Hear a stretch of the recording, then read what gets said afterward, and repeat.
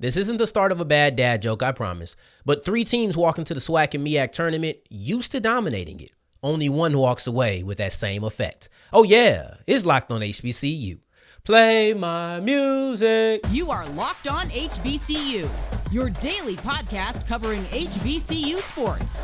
Part of the Locked On Podcast Network, your team every day.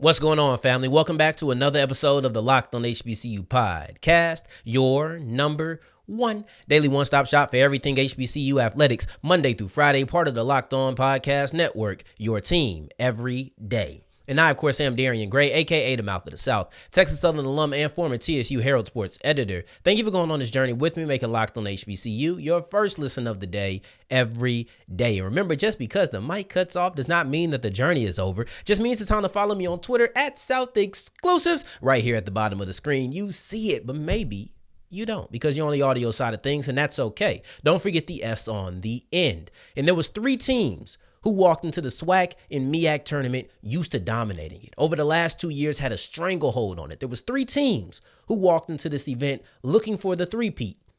Norfolk State and Texas Southern on men's basketball side, and then Jackson State on the women's basketball side. Well, how did these teams fare? I'll give you a little bit of a teaser. Only one walked away with the crown. And can I get a drum roll, please? Go to Locked On Jazz for a David Locke drum roll, but PJ Henry's clutch performances allowed Texas Southern to pull off the three-peat. You see it. You see it. PJ Henry's clutch performances are the reason that Texas Southern was able to win their 3rd SWAC championship in a row. Simply wanting the crown, wanting to be the top dog isn't enough. You have to come take that spot. You have to come take that crown. And that's going to be a point that we kind of reiterate every single topic. See, in the wild, when a male lion sees a pride he wants to lead, he has to defeat that male lion in order to take over. Now, we're not talking about lions in the wild fighting over a pride. We're talking about tigers who play basketball in the SWAC fighting over a championship, but the sentiment is still the same. Grambling saw what they probably perceived to be a wounded Texas Southern. Maybe they didn't feel that way because they had made it to the finals at this point, but TSU was the 8th seed. Grambling saw a team that was the old guard. They're the new guard, trying to make it to the NCAA tournament for the first time at the first SWAC championship since 2011. They feel like it's their time. They're co-champions, right? That means they're one of the 2 best teams in the SWAC. They can knock off Texas Southern. Wrong. They weren't able to do it. Once again, I'm not even bragging.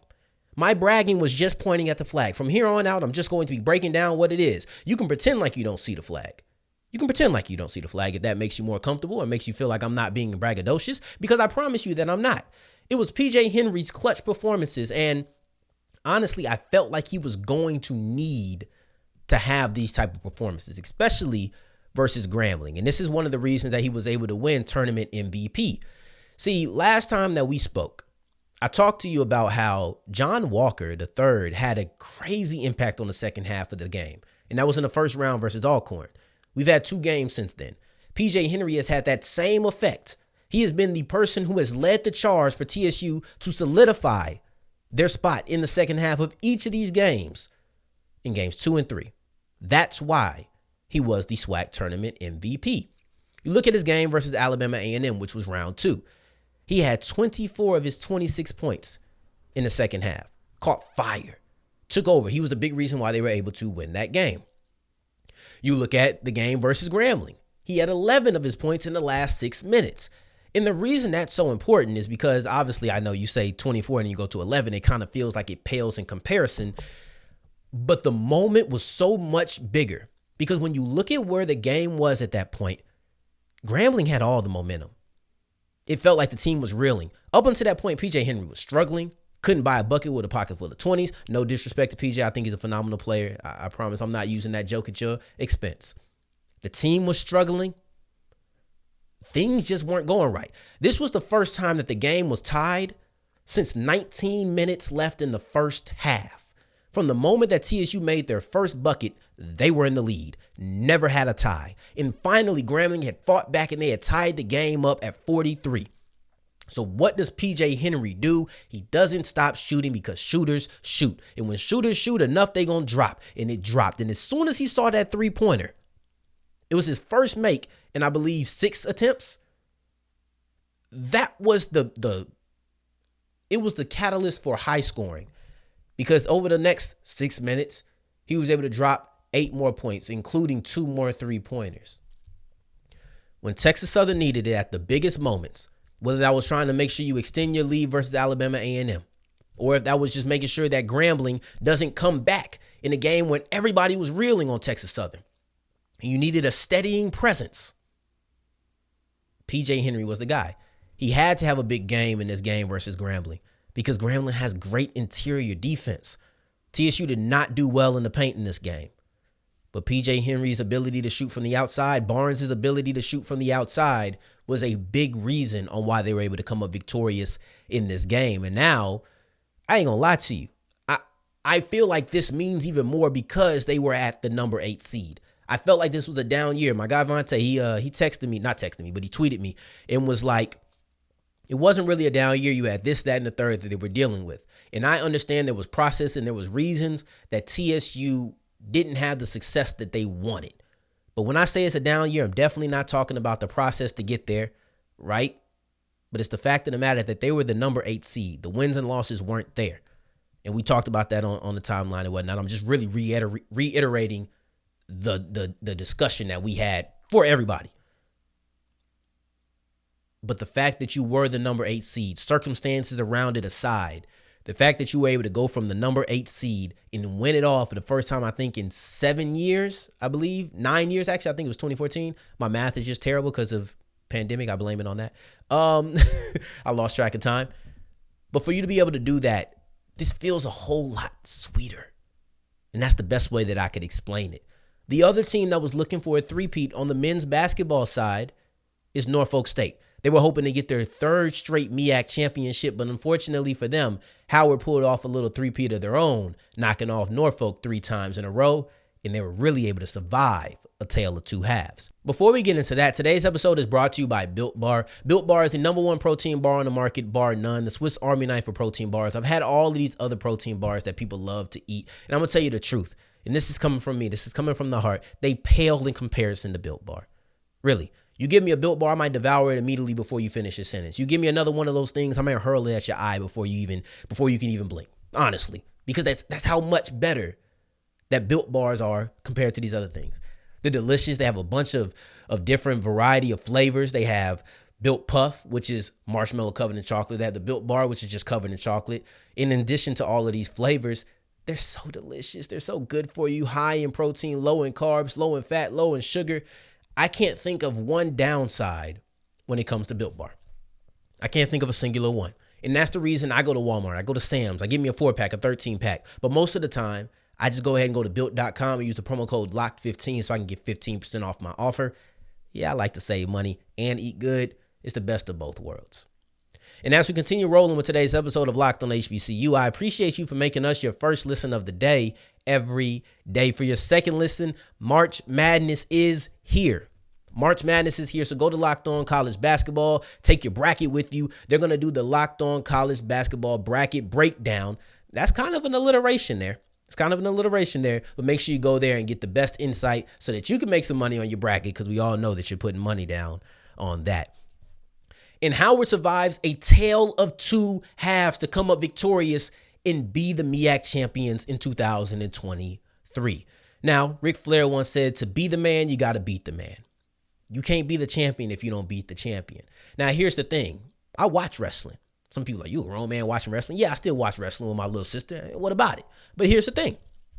I've seen the champ lose in non-title fights. I've seen the champ lose on a Raw, lose on a SmackDown. But when it comes to the pay-per-view and his belt is on the line, he comes up victorious. So while I was able to see Howard knock off Norfolk State twice in the regular season, swept them, it's different when we get to March. See, that first matchup, that's Raw. That second matchup, that's SmackDown. In March, this is the MEAC tournament. This is the pay-per-view. This is when the title is on the line. It's different. But I thought that they did a good job showing championship grit, something they didn't really have to do at any other point in the tournament. They won all their other games very comfortably. They weren't like Norfolk, who they had to grind it out with North Carolina Central. They weren't in that type of situation. They comfortably kind of coasted to the finals. Time-wise, quality of game, quality of competition-wise, I would say. Not as far as who their opponents were, but how much of a competition they really posed to Howard once the play started. It just was different. But this time they had to use their championship grit, and they were able to survive. They were able to survive.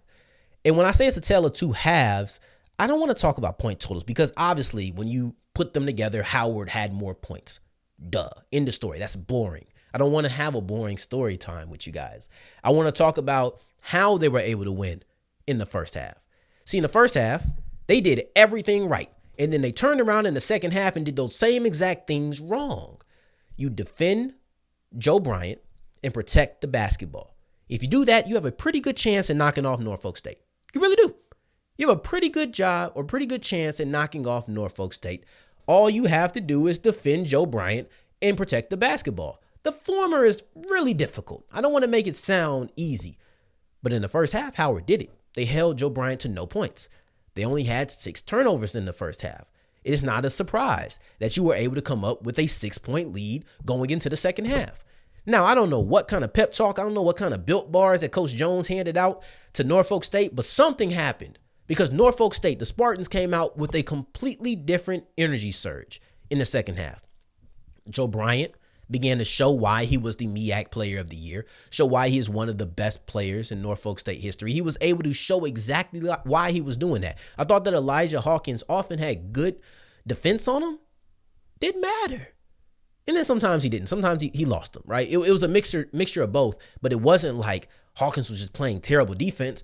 No, Joe Bryant was making a lot of difficult shots. He showed why he is the man. And when he heats up, the Norfolk State offense heats up. Who would have thought, right? But you're not doing yourself any favors when you turn the ball over 10 times. Howard is one of the worst teams in all of NCAA when it comes to protecting the ball. I think they're the third worst team, or they have the third most turnovers, I'll put it that way, in all of the NCAA, average the third most. That's terrible. They were able to kind of calm that down in the first half. In the second half, it reared its ugly head in a major way. So how do you win? Because most times when people say it's a tale of two halves, it's a cliche used to describe a dramatic momentum shift. And typically the team who wins that second half is the team we're talking about winning. And I'm not going to say that they did a good job weathering the storm, because I genuinely don't believe that Howard did. I believe that Howard did a good job surviving at the end. And they survived with 3 crucial moments. 3 crucial moments, all kind of different. One, air quotes, controversial. One was just very beneficial. And one was, well, that was just great play by Howard. I won't take that away from him. I'll start off with that one. And that was Marcus Dockery's 3-pointer with 16 seconds left. It was the first 3-pointer he made all game. It was the first 3-pointer he made all game. And he was trying, just wasn't knocking them down. Just was not knocking them down. But in that moment, of course, you close the gap, and that's a big deal. But you close the gap to 1 point instead of 2. And because you close the gap to 1 point and not 2, you now win the game with what we know in hindsight. Had that been a 2-pointer, we would have went into overtime. Period. We didn't have an opportunity to shoot a 3. They didn't shoot a bucket to take the lead. They made 2 free throws. They made 2 free throws on a play that honestly could have been called a jump ball. I would say I never argue with jump balls and non-jump balls. I typically try not to. But the fact of the matter is, for me, I don't feel like they're called with much consistency. It's a very bang-bang play, and I understand why it wouldn't be called with consistency. But that very well could have been a jump ball. Instead, it was called a foul. They benefited from that. I wouldn't call it controversial. Just slightly. And with air quotes. I want to try to dumb down as much of the controversy as I possibly can, because that's truthfully not why they won the game. It's just why they were able to get to the free throw line to put in the 2 free throws to win the game. But the reason they even had that opportunity is because Kaheem Brown and Joe Bryant had a miscommunication on the inbounds, and he threw it, and Brown threw the ball away. He thought Bryant was going to be somewhere. He wasn't. Threw the ball there. Bryant had already cut cross court, basically. Bada boom, bada bing. Ball goes out of bounds. Now Howard has the ball, and they actually have the possession that allows them to be fouled. That's the situation. It allows them to actually be fouled. All of these three moments go together, and they all happen within the last 16 seconds. And that's the reason that Howard was able to hold on. That's the reason that Howard was able to survive. That being said, because I kind of feel like tone in this is very important, Howard is a great team. I think that Howard deserved to win. I just also think that in this specific game, it wasn't their best showing in the second half. And sometimes you have to survive. Norfolk State, as great as we talk about them, has had two games, where they had to come back from 20 points down. Sometimes you have to survive. Sometimes it's not going to look as pretty as a blowout versus Maryland Eastern Shore. That's not always going to be the case. Tough games are a part of the territory, and now they are the champions. To be the man, you got to beat the man. Howard beat the man. So what does that make them? Now, Southern, they knocked off Jackson State before we even got to the finals. So they're in a little bit of a different situation, but thankfully, because they won, they allowed me to keep this theme of talking about the defending champions, because there was no way I wasn't going to talk about the SWAC women's basketball champions going in 2023 as we continue with Locked On HBCU. Before we do that, today's episode is brought to you by FanDuel, and FanDuel is the official sports book of the Locked On Podcast Network. If you're down to make some money, March Madness is here. I told you to go to Locked On College Basketball so that you can be a little bit more educated, and then you take that knowledge from the show and you go to FanDuel. Tell me if you think that Texas Southern is going to make up the spread. Do you think they could probably maybe even pull off the upset? There's a lot of things to go here. And we're going to focus on the NCAA tournament, but don't forget about NBA basketball. Don't forget about hockey. Don't forget about those things, because they're all present on FanDuel.com. Just go down below at FanDuel.com/LockedOn. FanDuel.com/LockedOn. Make every moment more.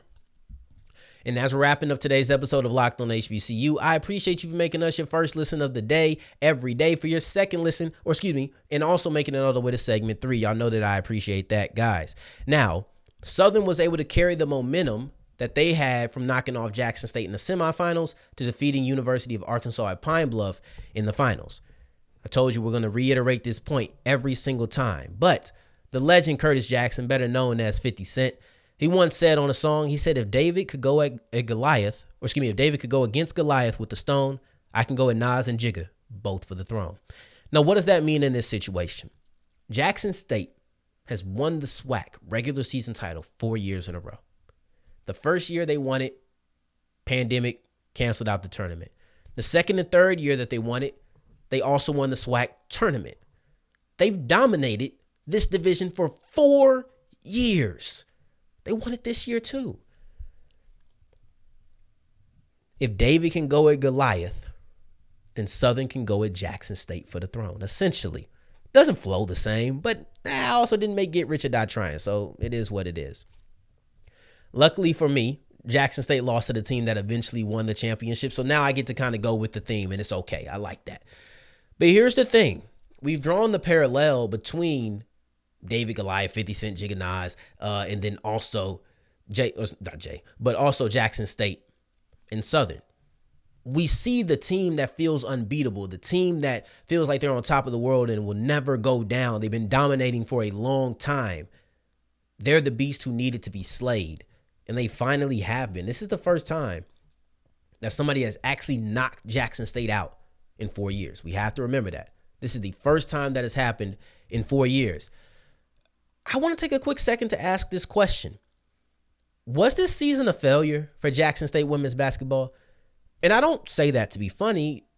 The situation is, once you become accustomed to a certain level of success, that's what you expect. So I think this is a fair question. See, in the NFL, there's certain teams, it's Super Bowl or bust. Not everybody has the luxury of looking at the end of their season that way, but there's certain teams who go into every season knowing they could be the champions. Go into every season knowing, basically, if we don't win the Super Bowl, we failed. Even though that's everybody's ultimate goal, not everybody has the Super Bowl or bust mentality. I feel like Jackson State could have that with a SWAC tournament. See, they're not like Texas Southern and Norfolk, who we talked about earlier. They're not returning a Jordan Carl Nicholas, a John Walker III. They're not returning a Chris Bankston, a Joe Bryant. They're not bringing back their stars. They lost to Misha Williams-Holiday. They lost their star. Can we still expect the same thing from them? I think that by no means that they have a bad season. By no means that they have a bad season. Matter of fact, they had a good season. But I just wonder if the expectations are so high from this team every single year, does not winning for the first time in 4 years feel like a failure? I don't know. I would love to know what you think, though. I would love to know what you think. And let me know if you're a Jackson State fan or not, because that kind of does impact how I look at it, because you know what your expectations are if you're Jackson State. If you're not, you're just objectively looking at it and saying, well, that's not, you have no personal stake in it. So I do like to know if you're a Jackson State fan or not. But Southern, John Walton, my guy. I know I told you Tuesday I should probably tweet you and say that y'all are being talked about. But they were able to win in the most improbable way. I feel like this was the most shocking loss of the tournament, or most shocking win, most shocking outcome, however you want to phrase it, of the entire tournament, because you knocked off Goliath. But then you also did it with a running three-pointer that I did not think was going to make it. Even watching it, I didn't think was going to go down. And then it went down and my mouth dropped, right? So the shot went down and my jaw just went right with it. I was absolutely floored. I didn't think that was going to happen. I expected Jackson State to come through and just run through the competition. But the reason that Southern was able to win, because I don't want to make this too much about the defending champions, the reason that Southern was able to win is because they combined what they're really good at with something they had been okay, kind of struggling at throughout most of the season. And it's not about Amani McWayne. It's not about Aaliyah Fontenot making the three. It's not about any of those things. It's not about Geneva Johnson. It's not about any of those things. It's simply about the fact that they're a great defensive team who finally put it together on offense. That's what it's about. All year they've been stiff on defense. All year they've barely allowed teams to get to 60 points. But you know who did get to 60 points on them? Jackson State, UAPB. Take out seedings. I know 7 seed and all of that, first seed and all of that, but take that out. 2 teams who were able to hit 60 points on a defense that's tough to score 60 against were UAPB and Jackson State. Southern faced off against both of those teams in this year's tournament. Knocked them off. But it's more than that, because they've been good, and even Jackson State scored 60-something points. But finally, they had a 5-game stretch in which Southern scored more than 60. Up until that point, they had only had a streak of 2 games in a row scoring 60-plus points. This time, they scored 60 or more in every single tournament game, and also in the last 2 games of the regular season. That's how they were able to come up victorious. That's how they were able to have the tournament MVP, 2 all SWAC tournament team players. That's how they were able to do that, combining strong defense with, I would say, a surging offense. And now they carry themselves into the NCAA tournament. But I appreciate you for making us your first listen of the day. Every day on tomorrow's episode, I'm going to tell you why. I don't know if I'm going to be able to say this tomorrow and feel comfortable about saying it. Still feels weird to me. But the first 4 is actually a really good thing for HBCU history. And I'll tell you why on tomorrow's episode. So I appreciate you for making us your first listen of the day. Every day for your second listen, check out Locked On College Basketball to get all of the bracket information that you need. Games start tomorrow, so go ahead and check them out today. In the meantime, in between time, if you're looking for me, you can find me on Twitter @SouthExclusives. Until the next time that we hear each other, family, take care, stay blessed,